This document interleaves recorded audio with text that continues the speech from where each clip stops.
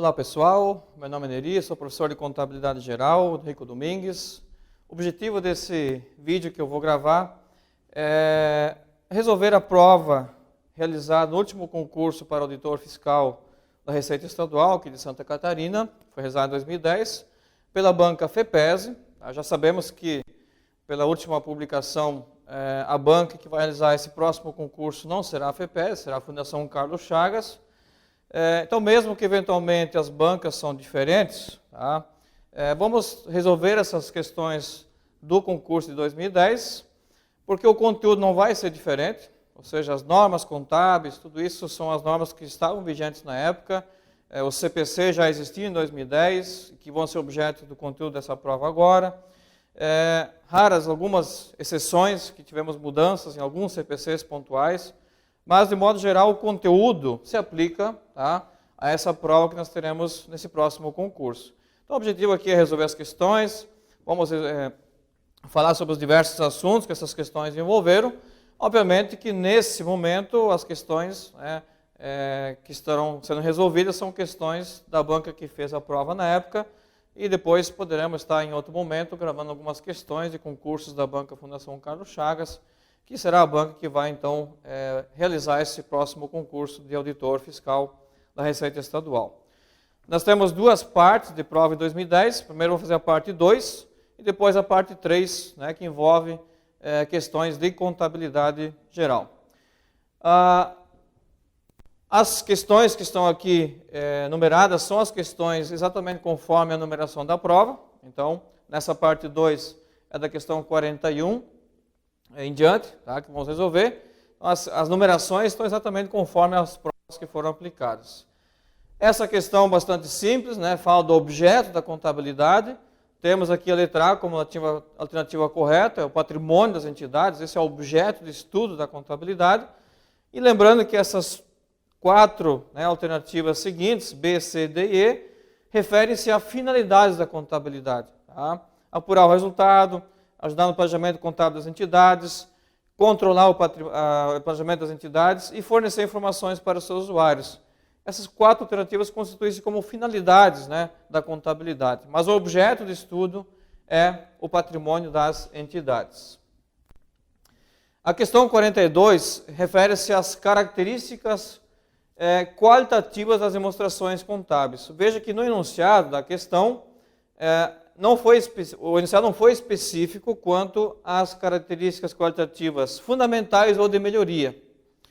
Então, essas possíveis respostas, né, podem evidenciar características qualitativas fundamentais ou de melhoria, certo? Eventualmente, a questão ela pode ser específica em relação à característica qualitativa fundamental ou a características qualitativas de melhoria.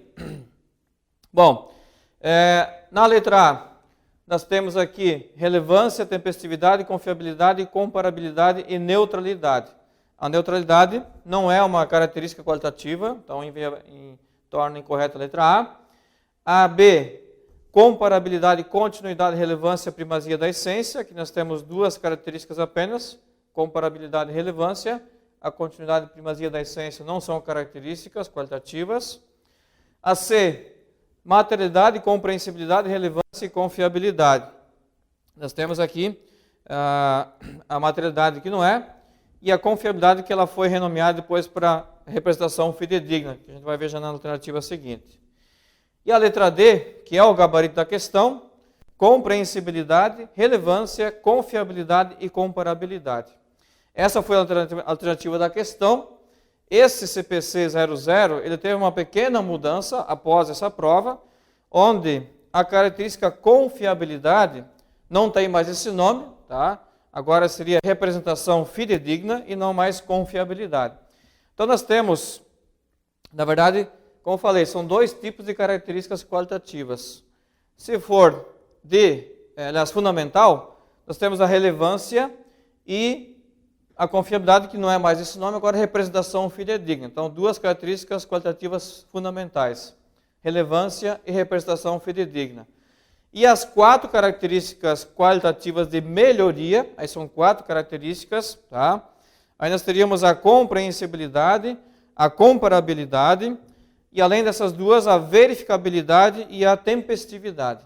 Tá? Então, compreensibilidade, comparabilidade, verificabilidade e tempestividade.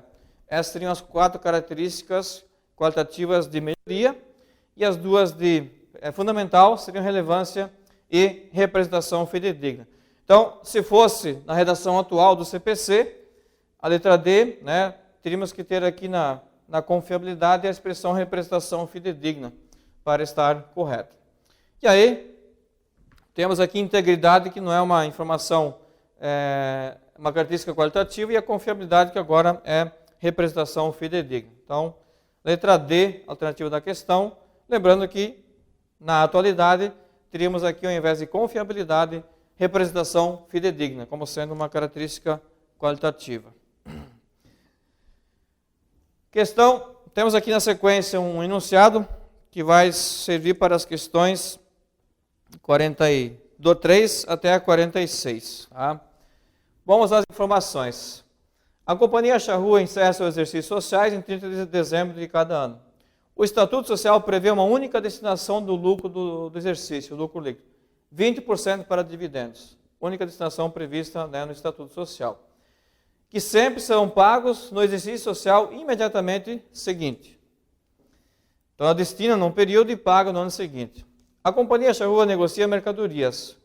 Na demonstração do resultado do exercício de 2009, as únicas despesas operacionais foram financeiras, R$ 270, e com vendas, R$ 1.712. Do lucro líquido, 2009, R$ 1.220 foram destinados para dividendos. Ou seja, quantos por cento representa esse valor? 20%. É a única destinação que a empresa dá do seu lucro líquido. Durante 2009, a conta fornecedores de mercadorias foi debitada em R$ 5.974 por pagamentos efetuados pela Companhia Charrua aos seus fornecedores de quem comprou a prazo. Então, se essa conta foi debitada, é porque é uma obrigação que eu estou liquidando. Né? Ao liquidar uma obrigação, eu vou debitar, né, pela baixa desse passivo. Durante 2009, a Companhia Charrua comprou mercadorias à vista por R$ 5.626. Então, fez pagamentos de compras a prazo e também teve desembolso por pagamento de compras à vista. Durante 2009, a Companhia Charrua recebeu R$ 4.222 em decorrência de vendas à vista praticadas no ano. Durante 2009, a conta duplicados a receber, que é a conta de clientes, né, foi creditada em R$ 9.322, em virtude de recebimentos de clientes. Ou seja, se eu tenho duplicados a receber, é um direito que eu tenho no meu ativo. Ao receber esse ativo, representa uma origem de recurso, eu vou creditar essa conta. Então, eu tive aqui baixas dessa conta de clientes por recebimentos de valores, no valor de 9.322. E o saldo das seguintes contas estavam nos balanços patrimoniais da Companhia Charrua. Temos aqui o saldo de fornecedores, em 2008 e 2009, mercadorias, estoque, né, 2008 e 2009, e duplicados a receber em 2008. Então, a primeira questão relacionada a esse enunciado: qual o valor das receitas decorrentes de vendas a prazo auferidas pela Companhia Charrua em 2009? Então, aqui a questão quer saber qual é o valor da receita das vendas dessa empresa no ano 2009 a prazo. Não é nem o total da receita da empresa, somente as receitas por vendas a prazo. E essa questão, e também já vai servir de base para responder as demais depois, tá? Nós vamos ter que chegar a essa informação das vendas, pegando nossa DRE do lucro até a receita. Ao invés de a gente sair da receita e chegar até o lucro, essa questão requer que a gente tenha como ponto de partida o lucro, e dali vamos somando as despesas, né, e os custos para chegar no topo da DRE, na receita bruta da empresa. Para isso, a questão também não forneceu o CMV, que é o custo de mercadorias vendidas, que é um dos tópicos da DRE. Então vamos aqui primeiro apurar as compras da empresa, totais, para daí calcular o custo das mercadorias vendidas, e em cima disso então eu consigo estruturar a minha demonstração do resultado do exercício, né, a partir do lucro do exercício até a nossa receita bruta. Então aqui as nossas compras totais foram 5.974, referente às compras, aliás, referente ao débito à conta fornecedores no ano 2009, por pagamentos e compras a prazo. Então, se eu paguei fornecedor porque se refere a compras a prazo, menos mais 5.626, que são as compras à vista realizadas em 2009, tá? Tá lá na questão. Aí nós temos que somar o saldo atual de fornecedores, 2.682, que é o saldo em 2009 de fornecedores, e menos o saldo inicial de fornecedores. Ou seja, eu tenho aqui que a minha compra total de 2009 é de 12.656. Por isso que eu tenho que expurgar aqui do total das compras o saldo de fornecedores de 2008, porque refere-se a compras de 2008 e não pagas em 2008. Então eu tenho que tirar fora, tá? Para não misturar, ou seja, não compreender as compras de 2009.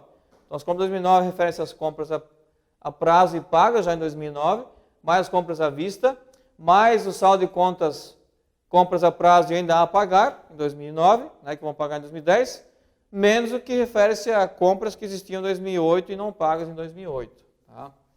Bom, com isso nós conseguimos calcular o nosso custo das mercadorias vendidas, que é o estoque inicial, mais compras líquidas, né, menos estoque final.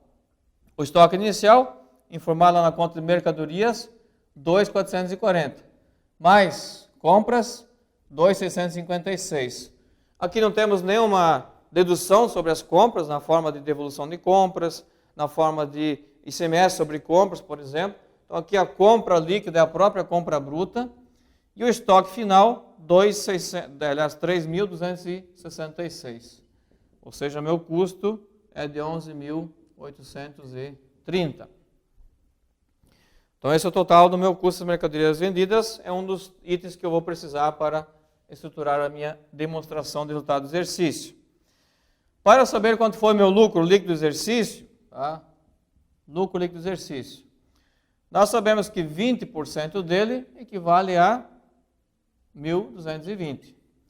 Então, 100%, né, vai ser aqui 6.100. Ou seja, esse é meu lucro líquido do exercício, que eu vou usar como ponto de partida para a minha demonstração do resultado do exercício. Lembrando que, nessa questão, eu não tenho a informação da receita, essa é a informação que está sendo solicitada na questão. Então, nós vamos partir do lucro líquido do exercício até chegar na nossa receita de vendas. 6.100, somamos as despesas, né, com vendas, que foram de 1.712, somamos as despesas financeiras,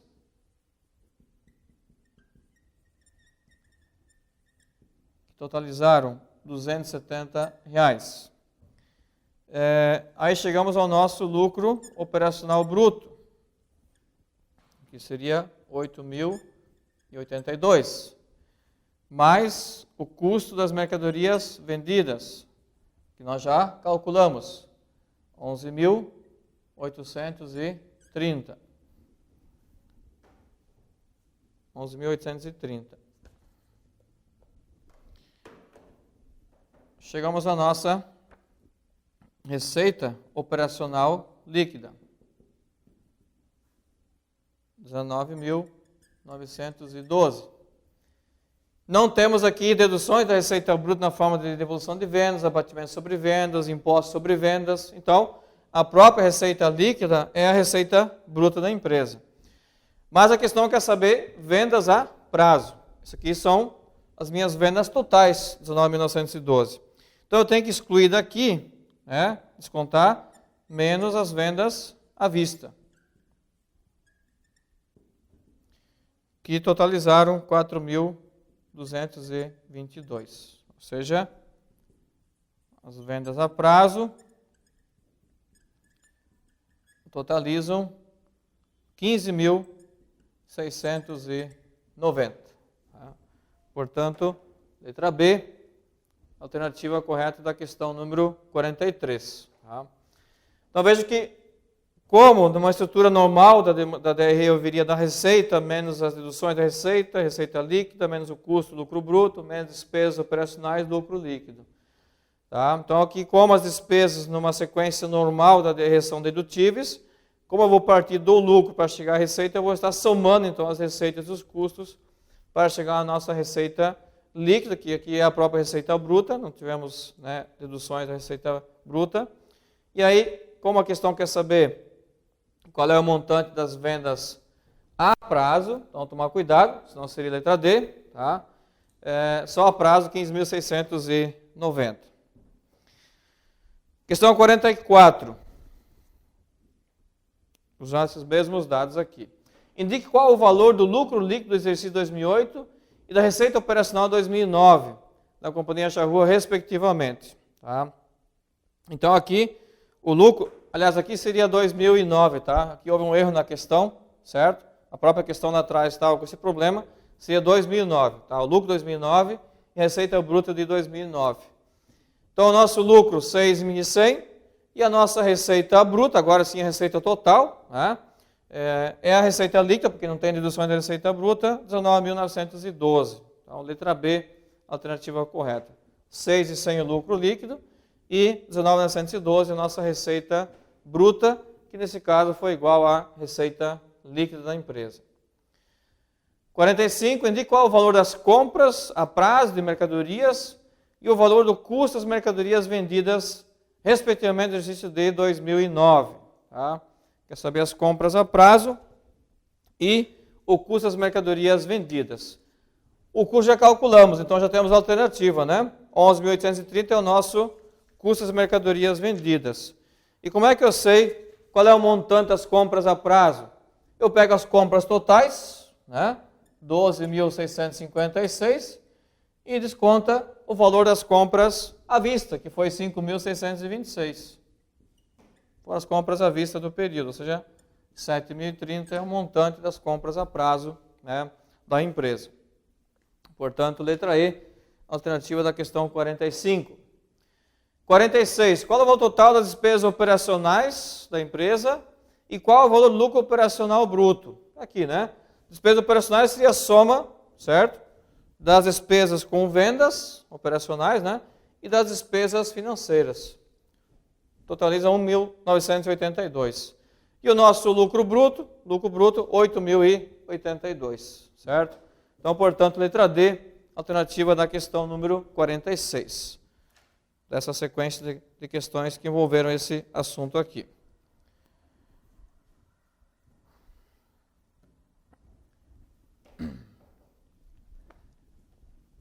Próxima questão, número 47. Que nos diz o seguinte. Enunciado para as questões 47, 48 e 49. No dia 27 de dezembro de 2009, os senhores José Carlos, Ernesto e André Luiz resolveram constituir uma empresa em nome da companhia, com o nome da Companhia Pitoresca, e decidiram que ela visaria o lucro por meio da compra e venda de roupas e de artigos de compra à mesa por meio de compra, vende roupas de artigos de cama, mesa e toalhas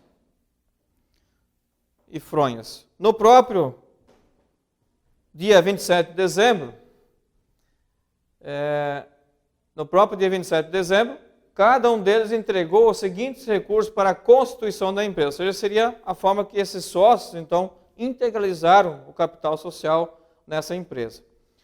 José Carlos, dinheiro em moeda corrente, R$ 640, mais 4 camisas no valor de 208, R$ 52 cada camisa. Então, integralizou parte em dinheiro, parte em estoque para a empresa. O senhor Ernesto, em dinheiro, integralizou 370 e mais 7 lençóis idênticos, 210, R$ 30 cada um. Então, também estoque para a empresa e dinheiro. E o André Luiz, 2 mesas para escritório, 172, ou seja, 86 cada um, e 3 balcões para expor mercadorias, R$ 300, R$ 100 cada um. Ou seja, aqui, o André Luiz integralizou imobilizado para a empresa. Os outros 2 sócios integralizaram dinheiro e estoques. No dia 28 de dezembro, no dia seguinte, tá, a Companhia Pitoresca comprou 6 fronhas da Companhia Dorminhoca e esta cobrou R$ 60 pelas 6 fronhas, portanto, R$ 10 cada uma. A Companhia Pitoresca pagou R$ 36 com moeda corrente, referente a essa compra, e combinou pagar o restante no dia 30 de janeiro de 2010. Então, dos R$ 60, ela vai ficar com um passivo de R$ 24,00 a pagar.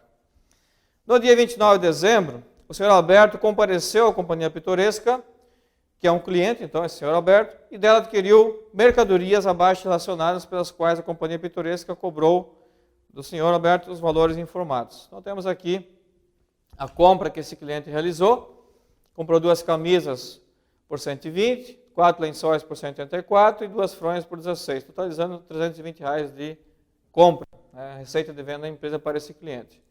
O senhor Alberto pagou 184 no ato, já a empresa recebeu esse montante à vista e combinou pagar o restante no dia 15 de janeiro de 2010. Vamos à questão inicial sobre esse assunto. Quais os valores, respectivamente, do ativo, do passivo e do patrimônio líquido da Companhia Pitoresca? Então, aqui, questão 47, vamos aqui colocar as 3 variáveis que a questão está solicitando, fazer um razonete para ativo, um para passivo e um para patrimônio líquido. Patrimônio líquido. São as 3 informações que a questão 47 está nos solicitando. Ativo, quando aumenta, debitamos, quando diminui, creditamos. Passivo, quando aumenta, creditamos, quando diminui, debitamos. E patrimônio líquido também, mesmo raciocínio do passivo. Bom, em relação ao ativo, considerando as informações aqui da enunciado da questão, quais valores, né, o ativo ele recebeu de aumento? Pela integralização de R$ 640,00 do primeiro sócio, lá o José Carlos, que integralizou em dinheiro 640, dinheiro é bem está no ativo. Também integralizou mais 208 em estoques, esse sócio. O próximo sócio integralizou 370 em dinheiro, mais 210 em estoques, que também aumentaram os ativos. E o terceiro sócio integralizou 172, mais 300, tudo na forma de imobilizado, 472.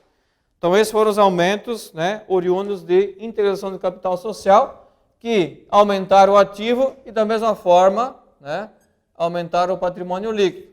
A integração de capital aumenta o PL e aumenta o ativo como contrapartida, 210. Então, esses são os valores que referem-se à integralização de capital social, né, pelo sócio. Depois a empresa fez aquela compra de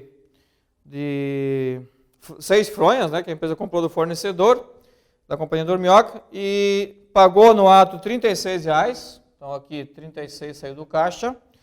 E a empresa comprou R$ 60,00 de estoque. Então, entrou no ativo 60 na conta de estoques, e a empresa pagou à vista 36 e assumiu um passivo a pagar de R$ 24,00 nessa compra. Então, essas são as variações dessa compra de R$ 60,00 de estoque, parte à vista e parte a prazo. E depois tivemos a venda que essa empresa fez para o cliente Alberto, ele comprou R$ 320,00. Esse 320 aumenta o patrimônio líquido, né, uma receita que aumenta o resultado, né, que vem para cá na forma de aumento do patrimônio líquido. Aumenta o ativo, porque a receita, seja ela vista ou a prazo, ela aumenta o ativo na forma de caixa ou em clientes a receber. Tá? Então, aumenta o ativo e o patrimônio líquido. E, aqui nesse caso, o que precisamos apurar nessa venda para esse cliente são os custos, né? 2 camisas eu vendi por R$ 60,00 cada uma, mas quanto custaram essas 2 camisas? A camisa foi integralizada pelo sócio, né, pelo valor de 52 cada uma, então 2 é 52, tá? Então o CMV seria 2 vezes 52, 104.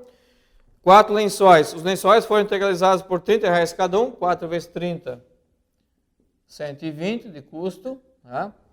E 2 fronhas, que a empresa vendeu por 8, mas ela comprou, né, do fornecedor da Companhia Dorminhoca, 6 fronhas por R$ 60,00. Ela comprou, né, por R$ 10,00 cada uma, então 2 vezes 10. Aqui ela vendeu abaixo do preço de custo. R$ 20,00 é o custo de compra. Ou seja, o custo total dessa venda é 244. O CMV diminui o patrimônio líquido e sai do ativo, porque eu estou baixando o estoque. Estou vendendo estoque por 320, que gerou a receita, né, que vai entrar no meu ativo, e que me custou 244, que eu vou baixar do estoque e vai também reduzir o resultado do exercício. Aqui eu poderia apurar em separado o resultado, 320 menos 244, a diferença viria para o patrimônio líquido de qualquer forma, certo? Bom, com isso então, nós temos todas as informações aqui reconhecidas.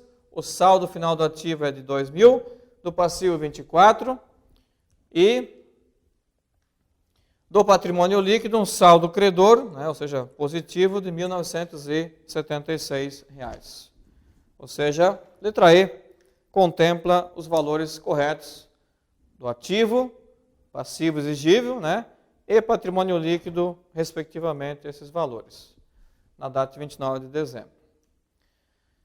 A próxima questão, 48, relacionada a esses dados. Qual o valor da conta caixa da Companhia Pitoresca em 29 de dezembro? Então, agora aqui só a conta caixa, certo? Aqui nós temos toda a movimentação do ativo da empresa. Mas se eu analisar somente a conta caixa, né, só as variações na conta caixa, nós teríamos aqui, conta caixa, as entradas em dinheiro pela integração de capital, 640 e 370, dos dois primeiros sócios, e mais a parte à vista que ela recebeu do cliente pela venda que ela fez, 320, recebeu à vista 184, então isso que entrou no caixa, e a única saída foi aqui, a saída pelo pagamento de parte da compra a prazo, à vista do fornecedor. Isso aqui é abaixo do estoque, não mexeu com o caixa. Então, 1.158 seria o saldo final, né, da conta de caixa. Letra D, alternativa correta. E a última questão sobre esse mesmo enunciado. Qual o valor do ativo não circulante da Companhia Pitoresca em 29 de dezembro? O ativo não circulante seria o ativo, nesse caso aqui, só tem imobilizados, não tem investimento nem intangível. É o 472, que refere-se à integralização de capital do sócio André Luiz, lá o terceiro sócio que integralizou, mesas para escritório e balcões para expor mercadorias, né? 300 mais 172, total do ativo imobilizado, R$ 472. Muito bem, as questões 50 e 51 são de contabilidade de custos, tá? Não são de contabilidade geral, então não vamos abordar aqui. A questão 52 da prova diz o seguinte: a Companhia Fogo Eterno realizou as seguintes operações. Comprou mercadorias à vista por R$600 mil, comprou mercadorias a prazo por R$200 mil, vendeu mercadorias à vista no valor de R$200 mil e a prazo no valor de R$600 mil. Então, no total, vendeu R$800 mil. Considerando que o estoque inicial das mercadorias era de 240 mil e que após o registro dessas operações as mercadorias remanescentes foram avaliadas por 440 mil, pergunta-se qual o valor do custo das mercadorias vendidas e do lucro bruto da Companhia Fogo Eterno. Muito bem. Primeiro, né, o nosso CMV é igual ao estoque inicial mais compras líquidas menos estoque final. Estoque inicial, mercadorias, 240 mil. Mais compras líquidas, a prazo e à vista. Não interessa que é a forma de compra, se é a prazo ou à vista, R$800 mil. É a própria compra bruta, não temos deduções por devoluções de compras, nem ICMS sobre compras, nada para descontar. Então, um total de R$800 mil de compra. E o estoque final, né? Remanescentes foram avaliados, mercadorias remanescentes, estoque final, então, 440. Portanto, CMV, R$600 mil. O que é o nosso lucro operacional bruto, ou simplesmente lucro bruto? É a nossa receita operacional líquida, ou só a receita líquida, menos o custo das mercadorias vendidas. No nosso caso, a receita líquida é a soma dos 200 de vendas à vista mais 600 de vendas a prazo, ou seja, a receita líquida é a própria receita bruta aqui. Então, 800 menos 600, né, de CMV. Ou seja, um lucro bruto de R$200 mil. Então, respectivamente, essa empresa teve CMV a R$600 mil e lucro bruto de R$200 mil. Portanto, letra C, alternativa da questão. Questão número 53. Segundo a teoria materialista, as contas são classificadas em materialistas, são em dois grupos, né? As contas integrais e as diferenciais. Sendo que as contas integrais são todas as contas do balanço patrimonial, inclusive do patrimônio líquido, aliás, exceto o patrimônio líquido, integrais, todos do balanço patrimonial, exceto o patrimônio líquido. E as diferenciais são as contas do patrimônio líquido e as contas de resultados. Tá? Teríamos aqui a letra C, seria a teoria patrimonialista. Né? Se a questão fosse solicitar, patrimonialista, que é a teoria aceita universalmente. Patrimoniais são todas as contas do balanço patrimonial. Resultado, né, as contas de resultado. Os dois grupos classificados pela teoria patrimonialista. E a terceira teoria seria a teoria personalista, né, que divide as contas em três grupos diferentes. Tá? Essa teoria personalística divide as contas em três grupos diferentes, sendo agentes consignatários, agente correspondente e as contas do proprietário da empresa. As contas de agentes, né, consignatários seriam somente os bens do ativo. Né? Os agentes correspondentes seriam os direitos do ativo e as obrigações com terceiros do passivo exigível. E as contas do proprietário seriam as contas do patrimônio líquido e as contas de resultado do exercício. Então aqui teoria materialista, né, integrais e diferenciais. Letra E, alternativa da questão. Questão número 54. Assinar verdadeiro ou falso? Primeiro, o patrimônio é um conjunto de bens, direitos e obrigações com terceiros à disposição de uma pessoa jurídica ou física necessários ao atendimento de seus objetivos. Perfeito, conceito de patrimônio verdadeiro. A segunda, além de dar a conhecer os elementos formadores do lucro ou prejuízo de um período, exercício social, a demonstração do resultado do exercício, a DRE, permite conhecer como o lucro foi destinado. Errado, né? Falso. A DRE, ela demonstra o resultado do exercício, lucro ou prejuízo. A destinação de um lucro apurado na DRE, eu vou evidenciar na DLPA e na DMPL. Tá? São as demonstrações em que eu vou verificar, então, essa destinação dos lucros do exercício. Então, falso aqui. Terceiro, os fatos permutativos são aqueles que não alteram o patrimônio líquido, alterando apenas qualitativamente os valores dos bens e dos direitos. Tá? Aqui, essa questão está falsa, né? Porque fala que só em bens e direitos, tá? Também teria obrigações. Eu posso ter fatos permutativos que afetam somente elementos do ativo, bens e direitos, ou somente elementos do passivo exigir, obrigações, ou bens, direitos e obrigações ao mesmo tempo, né? Sem qualquer reflexo no patrimônio líquido. Tá? E também aqui podem ter variações quantitativas nos valores que compõem os bens, direitos e obrigações. Não tem apenas variação qualitativa, mas também pode ter uma variação quantitativa. Por exemplo, se eu fiz uma compra de estoque a prazo ao fornecedor, aumenta o meu ativo na forma de bens e aumenta o meu passivo na forma de obrigações. Ou seja, eu tive uma variação também quantitativa no meu bem, que é estoque, e também nas minhas obrigações com terceiros. Então aqui está falsa, né? Primeiro que faltou aqui obrigações, e segundo que também essas alterações podem ser também, aliás, qualitativas e quantitativas também. E a quarta afirmação, os fatos mistos provocam alterações quantitativas no ativo, no passivo e no patrimônio líquido simultaneamente. Tá? Aqui a banca deu como certa essa afirmação, mas aqui fala que os fatos mistos provocam alterações no ativo, no passivo e no PL simultaneamente. Nem sempre isso ocorre. Nem sempre vou ter uma variação no ativo, no passivo e no PL. No PL, obrigatoriamente, vai ter que ter, senão não vai ser misto. Tá? Mas, por exemplo, se eu receber um cliente com juros, eu tenho lá R$1.000 a receber de um cliente, eu recebi 1.100 porque eu recebi atraso.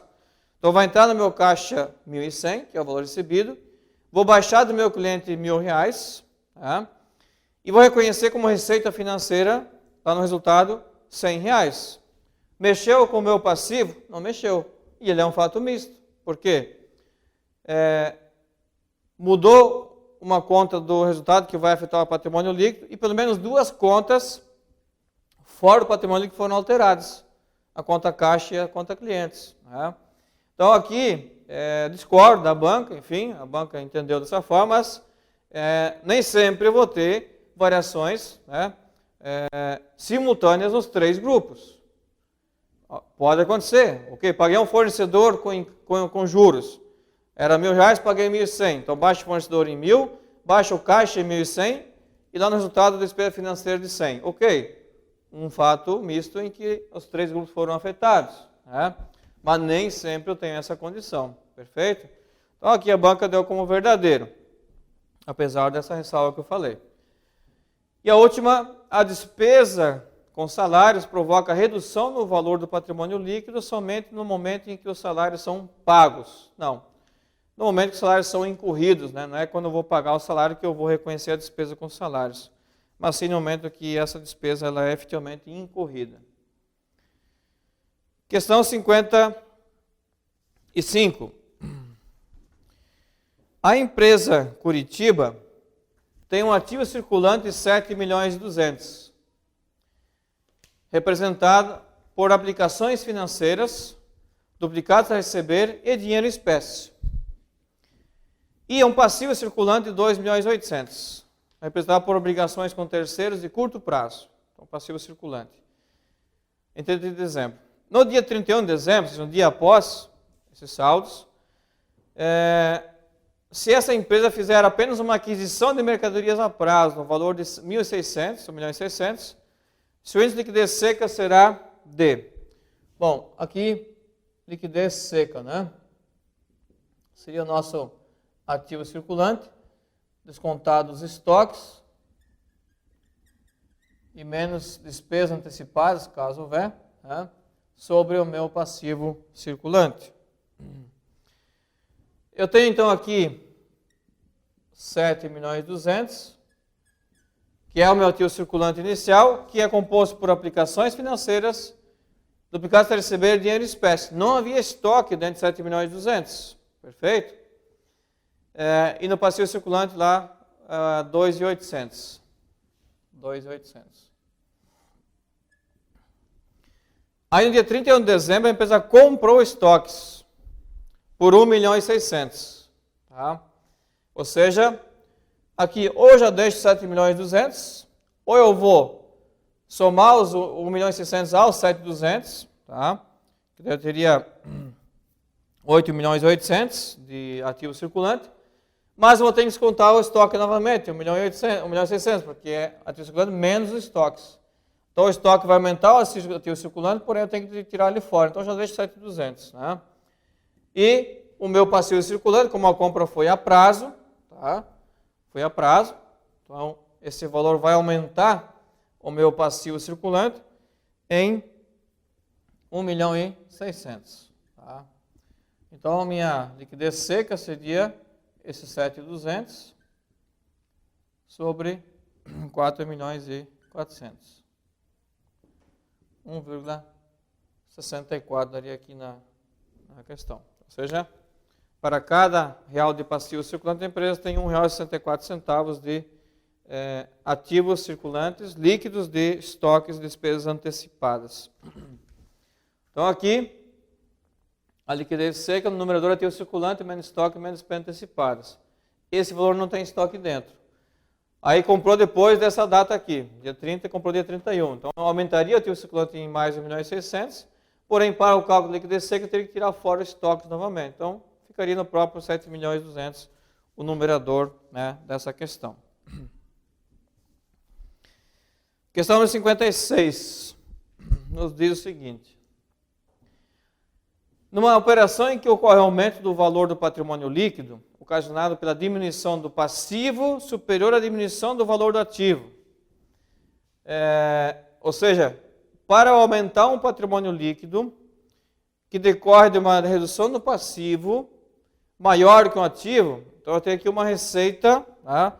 O exemplo típico aqui seria uma receita, uma baixa de um passivo, né, de uma obrigação, sem correspondente ativo, ou seja, um perdão de uma dívida, por exemplo. Tá? Então, eu vou ter uma baixa do passivo e não tem uma contrapartida no ativo para liquidar esse passivo porque eu tive um perdão de uma dívida. Então, eu vou acreditar uma receita e um resultado. Então, por exemplo, aqui nesse caso, a questão da letra A. Venda de um bem com lucro. Se eu vendi um bem com lucro, eu vou baixar esse ativo, vamos pôr lá, um bem que tinha um valor de 10, eu vendi por 15. Então eu vou baixar o ativo em 10, vou aumentar em 15 o caixa, aí reconhece no resultado um resultado de 5 mil reais. Não mexe nem com o passivo da empresa. Então, esse não pode ser usado como exemplo. A B. Colocação de debêntures abaixo do par, ou seja, abaixo do valor nominal. É uma emissão com deságio. Né? Aqui nesse caso, não representa o que a questão falou, certo? Aqui nesse exemplo da questão B, da letra B, a emissão de uma debênture, certo, com deságio, abaixo do seu valor nominal, implicaria que eu debitei caixa, por exemplo, de 90 mil, uma hipótese, tá? Vou debitar deságio na emissão de ações, de debêntures, no caso aqui, 10 mil reais, isso aqui é uma conta redutor do passivo exigível, e vou acreditar debêntures a pagar, 100 mil reais. Tá? Ou seja, nesse momento, não afetou o patrimônio líquido, somente a entrada de 90 mil no caixa, reconhecimento da debênture a pagar no passivo, com uma conta retificador de deságio na emissão de debêntures de 10 mil. Então, a letra B também não pode ser usada como exemplo. Letra C. Pagamento de uma dívida com desconto. Aí eu paguei uma dívida com desconto. Por exemplo, paguei um fornecedor com desconto. Era R$1.000 a obrigação, eu paguei 900. Recebi lá desconto de R$100. Como é que eu vou lançar? Vou baixar a dívida em 1.000. Vou baixar do fornecedor em 1.000.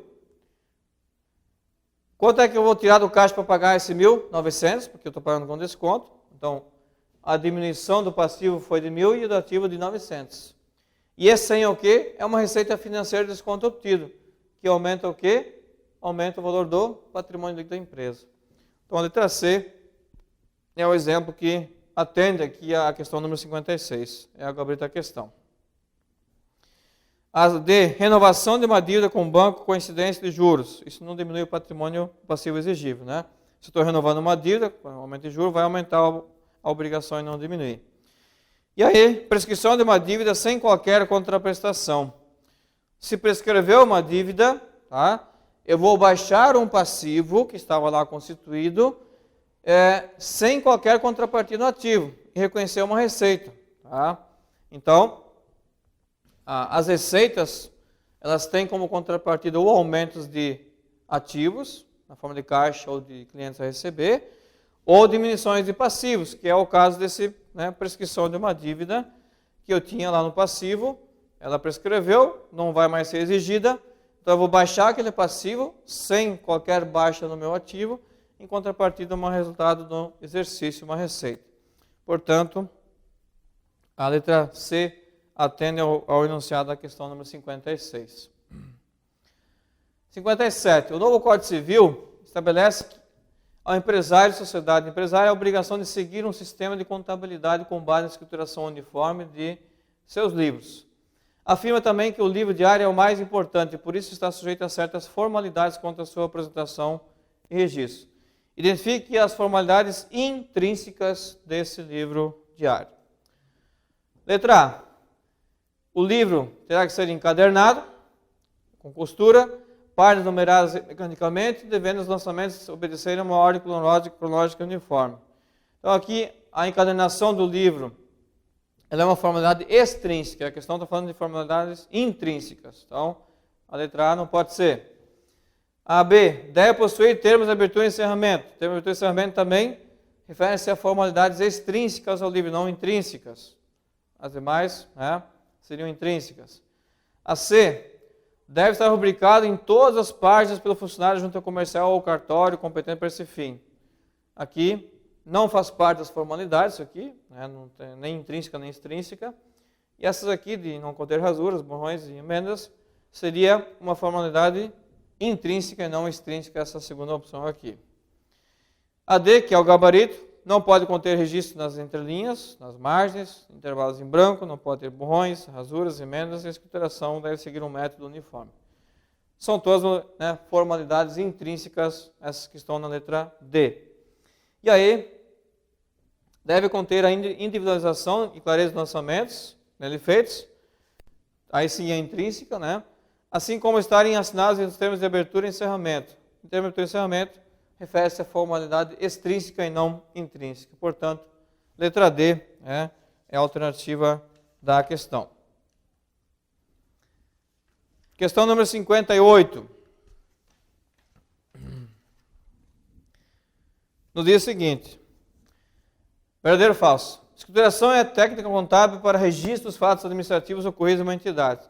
Perfeito, verdadeiro, né? A escrituração é o registro dos fatos que afetam o patrimônio. Verdadeiro. Segundo, a função histórica do lançamento é registrar os fatos administrativos pelos valores respectivos, e a escrita fornece a qualquer momento uma visão estática do patrimônio com saldos numéricos que estão registrados em cada conta. Na verdade, temos duas incorreções, né? Primeiro, que aqui não é a função histórica, é sim econômica, tá? Está falando de valor do lançamento, essa é a função econômica, não histórica. Se fosse histórico, tudo bem, né? E aqui, quando fala que a escrita fornece uma visão estática do patrimônio, é escrita, é o balanço patrimonial, que é uma demonstração estática que apresenta, em determinado momento, uma fotografia do balanço do patrimônio da empresa naquele momento. Então, letra B, falsa.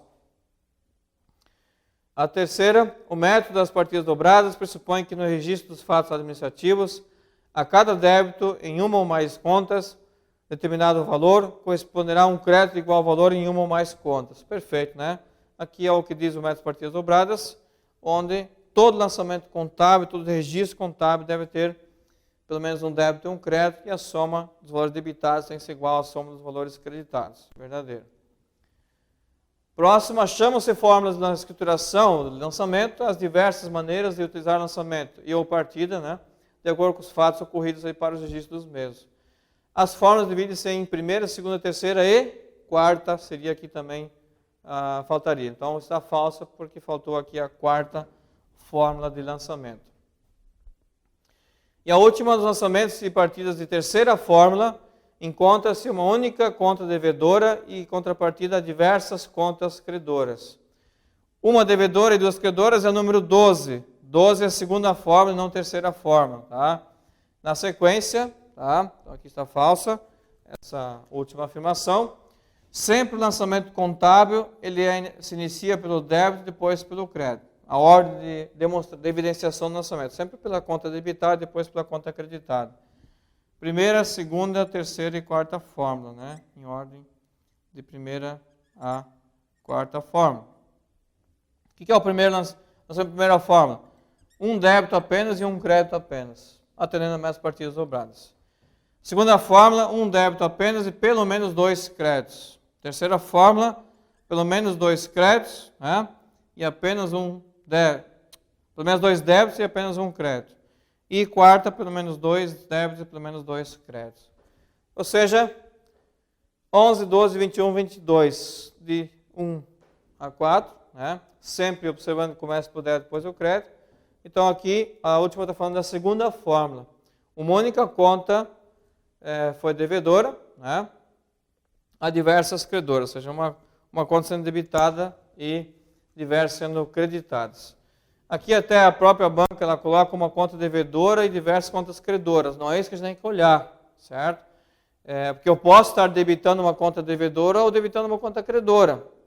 A quantidade de débitos e créditos, atendendo aqui as formas de lançamento, não tem relação com a natureza das contas, porque eu posso ter uma conta credora sendo debitada e eu posso ter uma conta devedora sendo creditada, certo?